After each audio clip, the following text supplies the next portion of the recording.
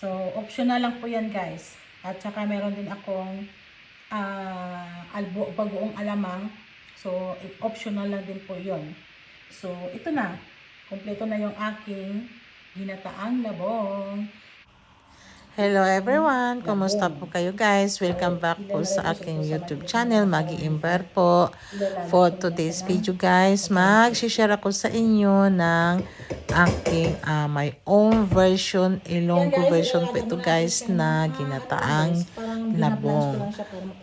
Wala pala akong fresh na labong. Meron akong nabili sa Asian Market na nasa lata na po siya guys. So, kumbaga luto na po yan, pero ang gagawin ko guys ay ilalaga ko muna siya para matanggal lang po yung tubig at saka kailangan iba-blanch ko ulit po siya ng mga 5 minutes muna. So habang nag-blanch ako, habang nilalaga ko ng konti yung aking labong dyan guys, ay hihimayin ko muna itong aking saluyot. Itong saluyot guys ay nabili ko rin ito sa Asian Market kasi meron akong tanim guys na labong pero hindi pa siya gaanong malaki at maliit pa lang po siya tumubo kasi nagga-garden po ako at siguro mga 2 weeks pa bago pa yun pwede na siyang kukunin. So habang hinihimay ko yan yung aking labong guys at habang hinaantay ko na rin po na kumulo yung ating labong na nilaga, ay huhugasan kong mabuti itong aking saluyot guys kasi 'di ba nabili natin sa Asian Market, so kailangan hugasan talaga siya ng mabuti. Siguro mga 3 times ko po diyan siyang or 4 times kung hinugasan yung aking labong at para matanggal talaga yung mga bakterya din diyan na nakadikit sa labong. So ayan, at i-continue ko lang po itong paghuhugas. At after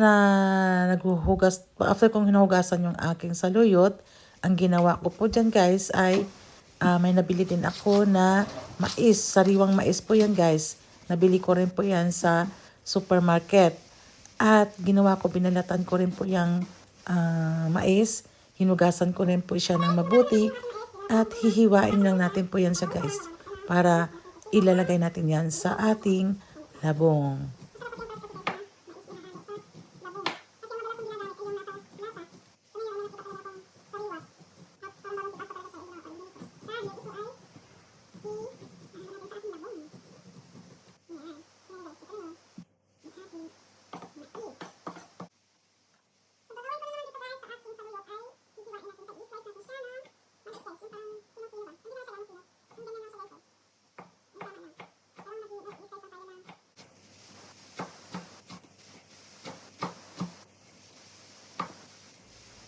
Pagkatapos kong nahiwa po yung sariwang mais natin, isusunod ko na rin yung paghihiwa itong ating sariwang saluyot. Ganyan lang yung i-slice ko ng saluyot guys.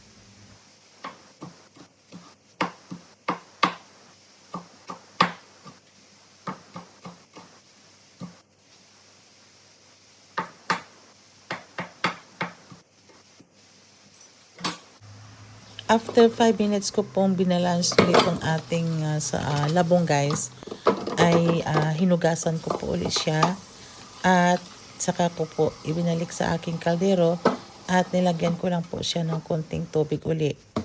At umpisahan na natin yung ating final talaga na pagluluto dyan sa labong. At meron ako ditong gatang powder po yan sa guys. Wala kasi akong sariwa, so powder po ang gagamitin ko. Ito rin ay nabili ko sa isang Asian Market. Ang ginawa ko lang po dyan guys ay inano ko mo lang sa tubig at halu-haluin ko lang siya ng mabuti. Pagkatapos kong haluin yan guys ay saka ko siya ilalagay doon sa aking pinapakuluan ulit na labong at hayaan ko lang po siyang kumulo dyan at saka inilagay ko na lahat yung mga ingredients natin kaya tulad ng mais at saka yung ating saluyot. Nilagyan ko rin po siya ng salt and black pepper at tatakpan ko po lang po yan siya, pakukuluan natin, palalamutin lang natin yung ating ano dito guys, saluyot at saka paste yung mais. or bagoong alamang. Lalagyan natin siya guys ng konti lang para maging masarap siya. Optional lang po ito. Kasi parang gusto ko lang siyang lagyan ng bagoong alamang. So mga 1 tablespoon lang po guys. At saka natin ilagay itong ating shrimp or hipon. Meron akong patula guys, frozen po ito. So optional lang po ito guys. Kaya kung ayaw nyo ng patola, pwede lang po ito. Pero sa akin kasi ito, ilalagay ko siya kasi naalala ko meron pala akong patola. So ito ilalagay na natin ito sa guys. Actually, naluto na po itong ating patola. Kaya binalance ko yan siya bago ko siya nilagay sa aking freezer. So, pakuluhan lang natin po siya ng ilang mga 1 minute hanggang sa maluto lang at saka ano lang itong ating mga gulay. So, ayan, luto na yung ating mga linutong ginataang labong na may saluyot.